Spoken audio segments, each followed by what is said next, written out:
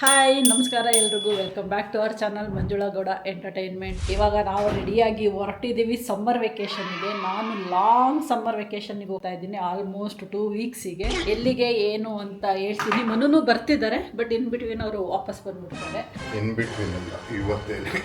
ಇವತ್ತೇ ಬಂದ್ಬಿಡ್ತೀಯಾ? ಓಕೆ, ಅವರಿಗೆ ಇಂಟ್ರೆಸ್ಟ್ ಇಲ್ವಂತೆ ವೆಕೇಷನಲ್ಲಿ. ಸೊ ಅದಕ್ಕೆ ನಮ್ಮನ್ನ ಡ್ರಾಪ್ ಮಾಡಿ ಬರ್ತಾರೆ. ನಾವು ಎಂಜಾಯ್ ಮಾಡ್ಕೊಂಡು ಬರೋಣ ಅಂತ ಹೋಗ್ತಾ ಇದ್ದೀವಿ. ಲಗೇಜ್ ಎಲ್ಲ ಪ್ಯಾಕ್ ಮಾಡ್ಕೊಂಡಿದ್ದೀನಿ. 2 ವೀಕ್ಸಿಗೆ ಆಗೋವಷ್ಟು. ಲ್ಯಾಪ್ಟಾಪ್ ಬೇಕೇ ಬೇಕಲ್ಲ, ಏನು ತಗೊಂಡೋಗ್ತೀನೋ ಬಿಟ್ಟೋಗ್ತೀನೋ ಸೆಕೆಂಡರಿ. ಇದು ಇಲ್ಲ ಅಂದರೆ ನಾವು ವೆಕೇಷನ್ಗಳೇ ಮಾಡೋಕ್ಕಾಗಲ್ಲ. ಆಮೇಲೆ ಲೈಫೇ ಫುಲ್ ವೆಕೇಷನ್ ಆಗೋಗ್ಬಿಡುತ್ತೆ. ಹಂಗಾಗಿ ಮರೀದಂಗೆ ಫಸ್ಟ್ ಲ್ಯಾಪ್ಟಾಪ್ ತಗೊಂಡು ಟಿಪೈ ಮೇಲೆ ಇಟ್ಕೊಂಡಿದ್ದೀನಿ. ಈ ಬ್ಯಾಗಲ್ಲಿ ಹಾಕೊಂಡಿದ್ದೀನಿ ಬಟ್ಟೆಗಳನ್ನ. ನಗ್ಬೇಡಿ ಯಾಕಪ್ಪ ಈ ಬ್ಯಾಗಲ್ಲಿ ಹಾಕೊಂಡಿದ್ದಾಳೆ ಅಂತ. ನಾವು ಅಪ್ಪ ಅಮ್ಮ ರೀಸೆಂಟಾಗಿ ಟ್ರಿಪ್ ಹೋಗಿದ್ರಲ್ಲ, ಸೊ ನಂದು ಟ್ರಾಲಿ ಬ್ಯಾಗು, ಹಾರ್ಟ್ ಕೇಸು ಎಲ್ಲಾನು ತಗೊಂಡೋಗಿ ಊರಿಗೆ ಕೊಟ್ಟಿದ್ದೆ. ಅದೆಲ್ಲ ಊರಲ್ಲೇ ಉಳ್ಕೊಂಡಿದ್ದೆ. ಬೇರೆ ಆಪ್ಷನ್ ಇರಲಿಲ್ಲ ನನಗೆ. ಆ ಕಿಟ್ ಬ್ಯಾಗ್ ಎಲ್ಲ ಎತ್ಕೊಳಕ್ ನಂಗೆ ಇಷ್ಟ ಇರಲಿಲ್ಲ. ಸೊ ಹಂಗಾಗಿ ಇದು ಈಸಿ, ಎಷ್ಟು ತುಂಬಿದ್ರು ಇದರಲ್ಲಿ ಫಿಲ್ಲೇ ಆಗಲ್ಲ ಅಂತಾರಲ್ಲ, ಖರ್ಚು ಕಮ್ಮಿ ಕೆಲಸ ಜಾಸ್ತಿ. ಏನ್ಮನ್ನು ಇದು ನಿಂಗೆ ನೆನ್ಪಿದ್ಯಾ? ನಾವು ಕುಂದಾಪುರ ಟ್ರಿಪ್ ಹೋಗಿದ್ವಲ್ಲ ನಿಂಜಾದಲ್ಲಿ, ಇಡೀ ಟ್ರಿಪ್ ಈ ಬ್ಯಾಗಲ್ಲಿ ಮಾಡಿದ್ದೀವಿ ಗೊತ್ತಾ ನಾವು. ನಮ್ದು ಬಾಕ್ಸ್ ಕಟ್ ಆಗ್ಬಿಟ್ಟಿತ್ತು ಅಂತ. ಬಾಕ್ಸ್ ಕಟ್ ಆಗಿತ್ತು ಅಂತಲ್ಲ, ಬಾಕ್ಸ್ ಕಟ್ ಆಗಿದ್ದು ಕುಂದಾಪುರ್ಗೆ ಹೋದ್ಮೇಲೆ. ಇದ್ರಲ್ಲಿ ಎಲ್ಲಾನು ತುಂಬಿ ಇದನ್ನ ಬಾಕ್ಸ್ ಅಲ್ಲಿ ಹಾಕಿ ಅದನ್ನ ಲಾಕ್ ಮಾಡ್ತಾ ಇದ್ವಿ. ಬಾಕ್ಸ್ ಕಟ್ ಆಗ್ಬಿಟ್ಟಿತ್ತು ಅಂದ್ಬಿಟ್ಟು ಇದನ್ನ ಹಾಕೊಂಡಿದ್ವಿ. ಇದ್ರಲ್ಲಿ ಹಾಕಿ ಇದನ್ನ ಬ್ಯಾಕ್ ಅಲ್ಲಿ ಬೈಕಲ್ಲಿ ಹಿಂದೆಗಡೆ ಬಾಕ್ಸ್, ಏನ್ ಬಾಕ್ಸ್ ಅಂತಾರೆ ಅದಕ್ಕೆ? Top box. ಆ ಟಾಪ್ ಬಾಕ್ಸ್ ಅಲ್ಲಿ ಈ ಬ್ಯಾಗ್ ಇಟ್ಟು ಅದು ಬಾಕ್ಸ್ ನ ಲಾಕ್ ಮಾಡ್ತಾ ಇದ್ವಿ. ಎಷ್ಟು ಥಿಂಗ್ಸ್ ತುಂಬಿ ನಾವು ಇಟ್ಟು ಲಾಕ್ ಮಾಡಿದ್ರು ಲಾಕ್ ಆಗ್ತಿತ್ತು. ಅದೇ ಡೈರೆಕ್ಟ್ ಬಾಕ್ಸ್ ಅಲ್ಲಿ ಇಡ್ತೀವಿ ಅಂದ್ರೆ ಅಷ್ಟು ಥಿಂಗ್ಸ್ ಇಡಿಸ್ತಾನೆ ಇರಲಿಲ್ಲ. ಅವಾಗ್ಲಿಂದ ಮನಗೂ ಫೇವ್ರೇಟ್ ಈ ಬ್ಯಾಗ್. ಇದೊಂದು ಹೆಸರು ಚೆನ್ನಾಗಿಲ್ಲ ಅಷ್ಟೇ. ವಿಮಲ್ ಖುಷಿ ಆಗ್ಬಿಡುತ್ತಾನೆ ವಿಮಲಿಗೆ ಕೊಟ್ಟರೆ. ನಂದು ಬ್ಯಾಗು ಅಂತ. ಎನಿವೇಸ್ ಎಲ್ಲ ರೆಡಿ ಆಯ್ತು, ಹೊರಟಿದೀವಿ. ಮನು ಒಬ್ರು ರೆಡಿ ಆದ್ರೆ ಆಯ್ತು, ಕಾರ್ ಹತ್ತದೆ. ಇವಾಗ ಮನೆ ಬಿಟ್ಟು ಹೊರಟ್ವಿ. ಭಾಗ್ಯಂಗೆ ಬಾಯ್ ಹೇಳೋಣ ಅಂತ ನೋಡ್ತಾ ಇದೆ. ಇಲ್ಲೇ ಭಾಗ್ಯನ್ ಮನೆ. ಅವ್ರು ಯಾರು ಹೊರಗಡೆ ಕಾಣಿಸ್ಲಿಲ್ಲ. ಇಲ್ಲಿ ನೋಡಿದ್ರೆ ಈ ರೋಡ್ ಪುನಃ ಏನೋ ಪೈಪ್ ಹಾಕ್ತಾ ಇದ್ದಾರೆ ರೋಡಲ್ಲಿ. ಸೊ ಮೊನ್ನೆಯಿಂದನೂ ಗುಂಡಿಗಳು ತೆಗ್ದಿದ್ದಾರೆ. ರೋಡ್ ಒಂದೇ ಕಾರ್ ಪಾಸ್ ಆಗಕ್ಕಾಗೋದು. ಮತ್ತೆ ನಾವು ನಿಲ್ಲಿಸ್ಕೊಂಡು ಹಿಂದೆಯಿಂದ ಯಾವ್ದಾದ್ರು ವೆಹಿಕಲ್ ಬಂದು ಅಲ್ವಾ ಹಿಂಸೆ ಆಗತ್ತೆ ಅಂತ ಅನ್ಕೊಂಡು ಸರಿ ಬಾಯಿ ಹೇಳಿಲ್ಲ. ಫೋನ್ ಮಾಡಿ ಹೇಳ್ಬೇಕು. ನೆನ್ನೆ ಹೇಳಿದ್ರು, ಮಂಜು ನೀವು ಹೊರಟಾಗ ಅಲ್ಲಿ ನಿಲ್ಲಿಸ್ಬಿಟ್ಟು ಮಾತಾಡ್ಸ್ಕೊಂಡು ಹೋಗಿ ಅಂತ. ಬಂದು ಪಾಪ ನೆನ್ನೆ ಒಂದು 2 hours ಇದ್ರ ಭಾಗ್ಯ. 2 hours ವಿರಾಜ್ ಜೊತೆ ಎಲ್ಲ ಆಟ ಆಡ್ಕೊಂಡು ಅಲ್ಲೇ ಹೋಗಿದ್ರು. ಇವಾಗ ಹೊಟ್ಟೆ ಶೋ ಆಗೋಗ್ಬಿಟ್ಟಿದೆ. ಬೆಳಗ್ಗೆ ಎದ್ದು ಏನೂ ಮಾಡಲಿಲ್ಲ. ಮತ್ತೆ ಆ ಪಾತ್ರೆನೆಲ್ಲ ತೊಳೆದಿಟ್ಟು ಲೇಟ್ ಆಗತ್ತೆ ಅಂತ. ಸೊ ನಮ್ದು ಪ್ಲಾನಿಂಗ್ ಇದ್ದಿದ್ದು ಒಂದು 9-9:30ಗೆಲ್ಲ ಮನೆ ಬಿಡಬೇಕು ಅಂತ. ಬಟ್ ನಾವು ಬಿಟ್ಟಿರೋದೆ 11 ಗಂಟೆಗೆ. ಇದು ಹೆಂಗಿದೆ ಅಂದರೆ ಈ ಕಡೆ ಬ್ರೇಕ್ಫಾಸ್ಟು ಅಲ್ಲ, ಈ ಕಡೆ ಲಂಚು ಅಲ್ಲ. ಹೋಟೆಲಲ್ಲಿ ಸಿಗೋದು ಡೌಟು.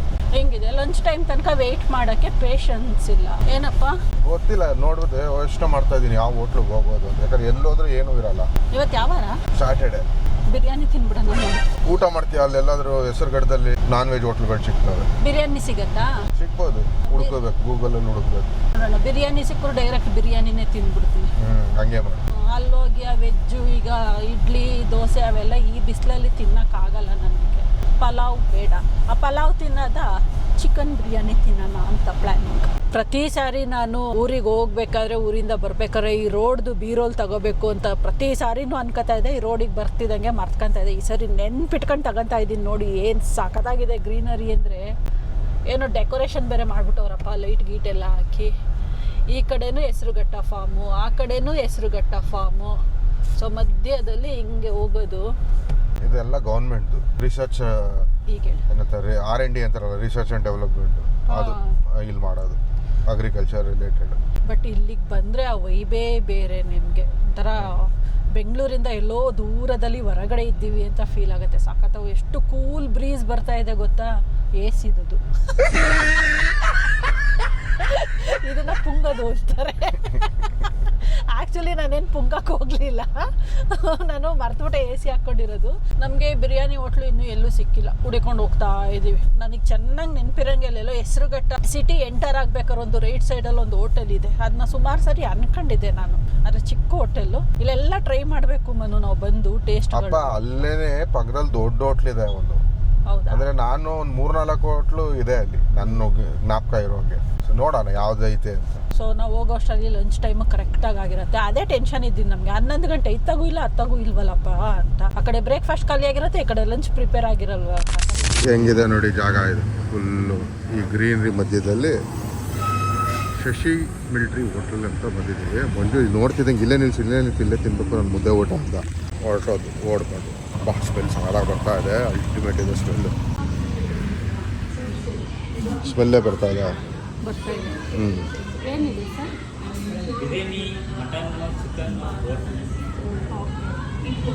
ಇವ್ರು ನೋಡಿ ಇವರು ಬಿರಿಯಾನಿ ಫಸ್ಟು ಟೇಸ್ಟ್ ಮಾಡ್ಬಿಟ್ಟು ಆಮೇಲೆ ತಗೊಂತೀನಿ ಅಂತ ಹೇಳ್ತಾರೆ.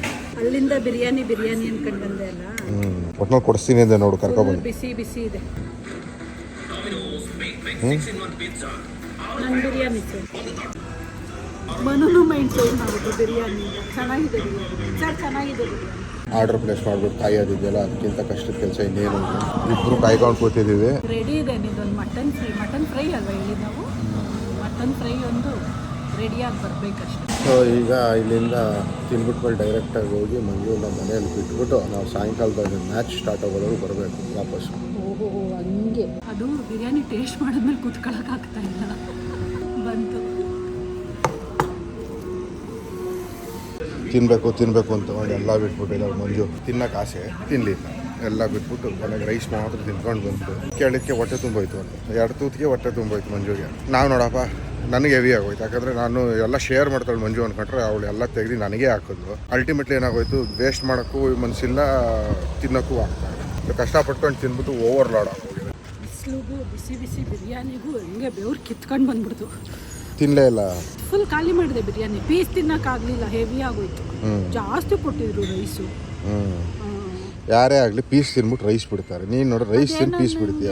ಬಿರಿಯಾನಿಲಿ ಪೀಸ್ ಅಷ್ಟು ಇಷ್ಟನೇ ಆಗಲ್ಲ, ರೈಸ್ ಇಷ್ಟ ಆಗುತ್ತೆ. ಬಿರಿಯಾನಿ ರೈಸ್ ಎಂಜಾಯ್ ಮಾಡೋವಷ್ಟು ನಾನು ಬಿರಿಯಾನಿಲಿರೋ ಪೀಸ್ ಎಂಜಾಯ್ ಮಾಡಲ್ಲ. ಒಂಥರ ತಿಕ್ಲಿದ್ದ.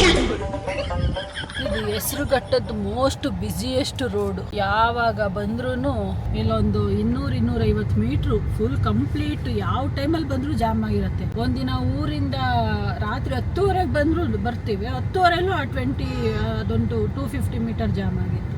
ಅಷ್ಟೊಂದಲ್ಲಿ ಜನ ಏನು ಮಾಡ್ತಾರೋ ಇಲ್ಲಿ ಹೆಸರುಘಟ್ಟದಲ್ಲಿ. ಹಳ್ಳಿ ಅಲ್ವಾ, ಜಾಸ್ತಿ ಅಂಗಡಿಗಳಿರಲ್ವಲ್ಲ, ಬರ್ತಾರೆ ಸುತ್ತಾಡ್ತಾ ಇರ್ತಾರೆ. ಆಯಿತು, ಒಳ್ಳೆ ಊಟ ಎಲ್ಲ ಆದಮೇಲೆ AC ಹಾಕ್ಕೊಂಡು ಕೂತಿದ್ರೆ ಒಳ್ಳೆ ನಿದ್ದೆ ಬರ್ತೈತೆ. ಆದರೆ ಮಲಗಂಗಿಲ್ವೇ? ಮಲ್ಕೊಳ್ಳಮ್ಮನು ನೀನು?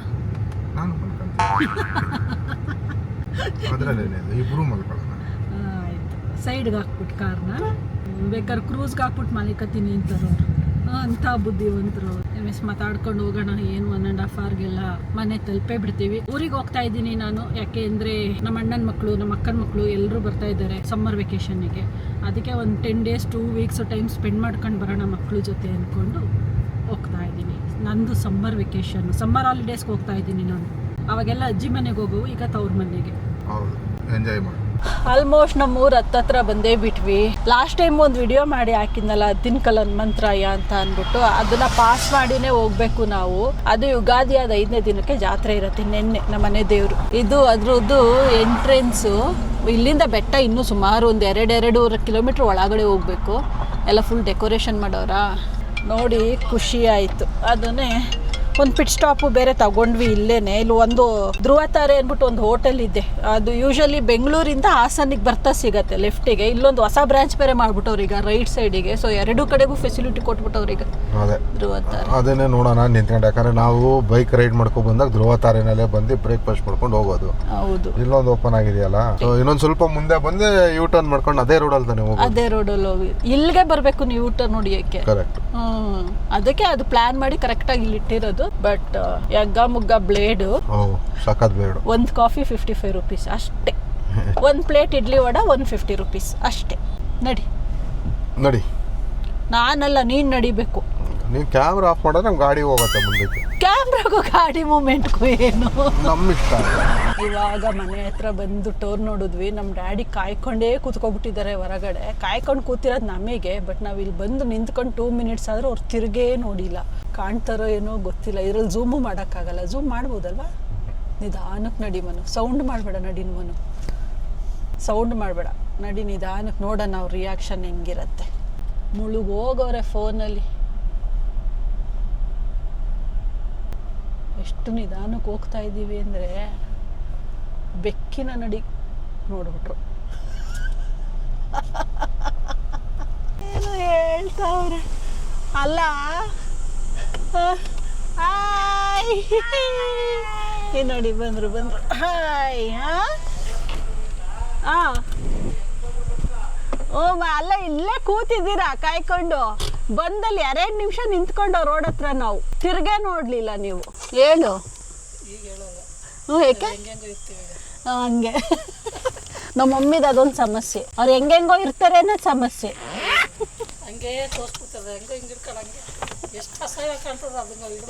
ನೋಡಿ ಇದು ಕ್ಯಾಪ್ಚರ್ ಆಯ್ತು, ಅದನ್ನ ಹಾಕೊಂಬಂದು ಮಿಸ್ ಮಾಡ್ದಂಗೆ ಹಾಕೋದನ್ನ. ಇನ್ನೇನು ನಮ್ಮನ್ನು ಡ್ರಾಪ್ ಮಾಡಾದ್ಮೇಲೆ ಅವಶ್ಯಕತೆ ಇಲ್ಲ, ಇನ್ನು 2 ವೀಕ್ಸ್ ತನಕ ಇಲ್ಲ, ಆಮೇಲೆ ಇದೆ ಪುನಃ. ಓಕೆ, ಇಲ್ಲೊಬ್ರು ಕೂತಿದ್ದವ್ರು ಓಡೋಗ್ಬಿಟ್ರೆ ಹಂಗೇನೆ ಎಲ್ಲಿಗೋ ಕತ್ಲೆ ಹೊಡಿತೈತಮ್ಮ ಮನೆ. ಹಾಂ ಹಂಗೆ ನೋಡಿ ಮನೇಲಂತೂ ಇನ್ನು TV 24/7 ಓಡ್ತಾನೆ ಇರತ್ತೆ, ಅದಕ್ಕೆ ರೆಸ್ಟೇ ಇರಲ್ಲ. ಟಿವಿಗೆ ಮೊಬೈಲ್ಗೆ 100 ರೆಸ್ಟ್ ಇನ್ನು. ಓಕೆ, ಸ್ವಲ್ಪ ಹೊತ್ತು ಹೋಗಿ ಅಲ್ಲಿ ನೋಡ್ರ ಹೆಂಗೆ ಬಚ್ಚಿಟ್ಕಂತವಳೆ.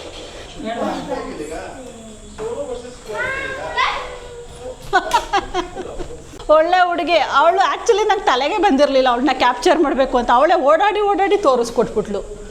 ಅತ್ತೆ ನನ್ನನ್ನು ಶೂಟ್ ಮಾಡಿ ಅಂತ. ಮನೆಗೆ ಬಂದವರೇ ಒಂದು 10 ನಿಮಿಷ ಕೂತಿದ್ವೇನೋ ಅಷ್ಟೇ. ವಾಪಸ್ ಕಾರ್ ತಗೊಂಡು ಇವಾಗ ಹೊರಟಿದ್ದೀವಿ ಬೆಳ್ಳೂರಿಗೆ. ನಾನು ಬರ್ತಾ ಆಫೀಸ್ ಚೇರ್ ಹಾಕೊಂಡು ಬರೋಣ, ಒಂದು ಲಾಂಗ್ ಡೇಸ್ ಇರ್ತಾ ಇದ್ದೀನಲ್ಲ, ಒಂದು 2 ವೀಕ್ಸ್ ಅಂತ ಅಂದ್ಕೊಂಡಿದ್ದೆ. ಇಲ್ಲಿ ಸರ್ವಿಸ್ ರೋಡಲ್ವಾ, ವೆಹಿಕಲ್ಗಳು ಬಂದ್ಬಿಡ್ತವೆ ಆ ಕಡೆಯಿಂದ ಈ ಕಡೆಯಿಂದ. ನಾವು ರಿವರ್ಸ್ ತಗೊಂತಾ ಇರ್ತೀವಲ್ಲ, ಅದು ಸ್ವಲ್ಪ ಭಯ ಆಗತ್ತಲ್ಲಿ. ಅದಕ್ಕೆ ಸೊ ಏನು ಹೇಳ್ತಾ ಇದ್ದೆ, ಅದೇನೆ 2 ವೀಕ್ಸ್ ಇರ್ತೀನಲ್ಲ, ಲಾಂಗ್ ಟೈಮು. ಸೊ ಅದು ಡೈನಿಂಗ್ ಟೇಬಲಲ್ಲಿ ಕೂತ್ಕೊಂಡು ಕೆಲಸ ಮಾಡೋಕ್ಕೆ ಕಂಫರ್ಟ್ ಆಗಲ್ಲ, ಬ್ಯಾಕ್ ಪೇನ್ ಸ್ಟಾರ್ಟ್ ಆಗೋಗುತ್ತೆ. ಅದಕ್ಕೆ ಅಲ್ಲಿ ಮನೇಲಿರೋ ಚೇರೇ ಹಾಕೊಂಡು ಹೋಗೋಣ ಮನು ಅಂತ ಹೇಳಿದ್ದೆ. ಲಾಸ್ಟ್ ಮಿನಿಟಲ್ಲಿ ಮರ್ತುಬಿಟ್ಟು ಬಂದಿದ್ದೀವಿ ಇಬ್ಬರು. ಹೌದು, ಈಗ ಅದಕ್ಕೆ ನಡಿ ನೋಡೋಣ ಬೆಳ್ಳೂರಲ್ಲಿ ಏನು ರೇಂಜಲ್ಲಿ ಇದೆ ಚೇರ್ಗಳು, ಚೆನ್ನಾಗಿದೆಯಾ, ಕ್ವಾಲಿಟಿ ಚೆನ್ನಾಗಿದ್ದು ಓಕೆ ಪ್ರೈಸು ಕೊಡ್ಬೋದು ಅನ್ನಂಗಿದ್ರೆ ತಗೊಂಡು ಬರೋಣ ಅಂತ. ನನ್ನ ಎಕ್ಸ್ಪೆಕ್ಟೇಷನ್ನು ಇಲ್ಲಿ ಫರ್ನಿಚರ್ ಅಂಗಡಿಗಳು ಸ್ವಲ್ಪ ಕಮ್ಮಿನೇ ಅಲ್ವಾ, ಹಂಗಾಗಿ ಎಗ್ಗಮುಗ ಪ್ರೈಸ್ ಹೇಳ್ತಾರ ಅಂತ ಡೌಟು. ಆಫೀಸ್ ಚೇರ್ಸ್ ಅವ್ರಿಲ್ವಾ ನಿಮ್ಮ ಓನರು? ಮುಜ್ಜು ತೋರಿಸಿ ಆಫೀಸ್ ಚೇರ್ಸು ಅಷ್ಟೇನ ಇರೋದು? ಅಯ್ಯೋ, ಎರಡೇನಾ? ಇದು ಇದಷ್ಟೇ. ಇದೆಷ್ಟು ಪ್ರೈಸು? 3.5, ಅದು 4.5. ತೆಗಿ ನೋಡೋಣ. 4.5ನಾ? ಚೇರ್ ಪ್ರೈಸ್ ಅಂತೂ ಕೇಳಕ್ಕೆ ಹೋಗ್ಲಿಲ್ಲ ನಾವು, ಯಾಕೆ ಅಂದರೆ ಚೇರ್ಗಳೇ ಇಷ್ಟ ಆಗಿಲ್ಲ. ಸೀಟ್ ಇಷ್ಟಿಷ್ಟೇ ಇದೆ, ಒಳ್ಳೆ ಚಿಕ್ಕ ಮಕ್ಕಳು ಕೂತ್ಕೊಳ್ಳೋ ಥರ. ಇನ್ನು ಪ್ರೈಸ್ ಕೇಳ್ಕೊಂಡು ಇನ್ನೇನು ಮಾಡೋದು ಅದರದ್ದು. ಸುಮ್ಮನೆ ಯಾವುದೋ ಒಂದಕ್ಕೆ ಮನು ಕೇಳಿದ್ರಪ್ಪ. ಎಷ್ಟು ಹೇಳಿದ್ದು? 7,500. 7.5, 9.5, 13.5 ಅಂತ ಒಂದು 3 ಚೇರಿಗೆ. ಅವು ಗುಜರಿಗೆ ಹೋದ್ರೆ ನಿನಗೆ 500-400 ರೂಪಾಯಿಗೆ ಸಿಗ್ತಾವೆ ಅದೇ ಥರದ್ದು ಗುಜರಿಗೆ. ಅದಕ್ಕೆ ಬೇಡ ಅನ್ಕೊಂಡು ಬಂದು ನೋಡೋಣ. ಆದರೆ ಅಮೆಝಾನಲ್ಲಿ ನೋಡ್ಬಿಟ್ಟು ಒಂದು ಬುಕ್ ಮಾಡ್ಕೊಳ್ಳೋಣ ಅಂತ ಅನ್ಕೊಂಡು, ಅದಕ್ಕೆ ಜಾಸ್ತಿ ಟೈಮ್ ಸ್ಪೆಂಡ್ ಮಾಡಿಲ್ಲ. 10 ನಿಮಿಷನೂ ಆಗಿಲ್ಲ, ಹಿಂಗೆ ಹೋದೋ ಹಿಂಗೆ ಬಂದು. ಬಾಯ್ ಇಳಿಸು. ಬಾಯ್ ಸರಿ, ಬಾಯ್ ಹಂಗಾರೆ. ಬರ್ತೀರಾ? ಆಯ್ತು ಸರ್. ಮನುನ ಕಳಿಸ್ಕೊಟ್ಟ ಮೇಲೆ ಮನೆಗೆ ರಿಲೇಟಿವ್ ಬಂದಿದ್ರು, ಮಾತಾಡ್ಕೊಂಡು ಕುತ್ಕೊಬಿಟ್ಟಿದ್ರು. ಫುಲ್ ಮನೆ ತುಂಬ ಗಲ ಅಂತ ಇತ್ತು. ಈಗ ಸಂಜೆ ಮೇಲೆ ಸೆಕೆ ಸ್ಟಾರ್ಟ್ ಆಗ್ಬಿಟ್ಟಿದೆ ಅಂದ್ಕೊಂಡು ಬಂದೆಲ್ಲ ಕಾನ್ಫರೆನ್ಸ್ ಮಾಡ್ಕೊಂಡು ಕೂತಿದ್ದೀವಿ. ಮನು ಕನ್ಫ್ಯೂಷನಲ್ಲಿ ಬಂದಿದ್ದು, ಅಂದರೆ ನಾಳೆ ಬೆಳಗ್ಗೆ ಹೋಗೋದು ಇಲ್ಲ ಇವತ್ತೇ ಹೋಗೋದು ಅಂತ. ನಮ್ಮ ಟೈಮ್ ಆಯಿತು 6 ಗಂಟೆ. ಕಾಫಿ ಟೈಮು ಮನುದು 6 ಗಂಟೆ. ಅಲ್ಲಿ ಅಲಾರಾಮ್ ಬೇರೆ ಮಡಿಕೊಂಡಿದ್ದೀವಿ. ಮತ್ತೆ ಅಲಾರಾಮ್ ಇಟ್ಕೊಂಡು ಕಾಫಿ ಮಾಡಿಕೊಡೋದು. ಈಗ ಹೋಗ್ಬೇಕು ನಾವು, ಕಾಫಿ ಮಾಡಿ ಮನುಗೆ ಪಾರ್ಸಲ್ ಕಳಿಸ್ಬೇಕು. ಬರ್ತೀವಿ ಆಮೇಲೆ. ಅವರು ನಮ್ಮ ವಿಡಿಯೋಸ್ ನೋಡ್ತಾರೆ. ಆಯ್ ಮಾಡಿ. ಇಲ್ಲಿ ವಿಡಿಯೋ ಮಾಡ್ತಾ ಇದ್ನಲ್ಲ, ಬಗ್ಗಿ ನೋಡ್ತಾ ಇದ್ರು. ಅಕ್ಕ ವಿಡಿಯೋ ಮಾಡ್ತಾವ್ರ ಆಂಟಿ ಅಂತ. ಕೂತ್ಕೊಂಡು ಆರಾಮಾಗಿ ಮಾತಾಡೋಣ. ತಣ್ಣಗೆ ಗಾಳಿ ಅಂತೂ ಏನು ಬೀಸ್ತಾ ಇಲ್ಲ, ಒಂದೆಲೆನೂ ಅಲ್ಲಾಡ್ತಾ ಇಲ್ಲ.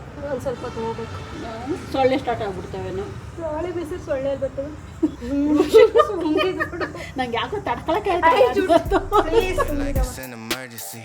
We gotta check out, it's close to 11, so baby ride it with some urgency. I'm just here for the fun part, cause I'm good on the money part. I be leaving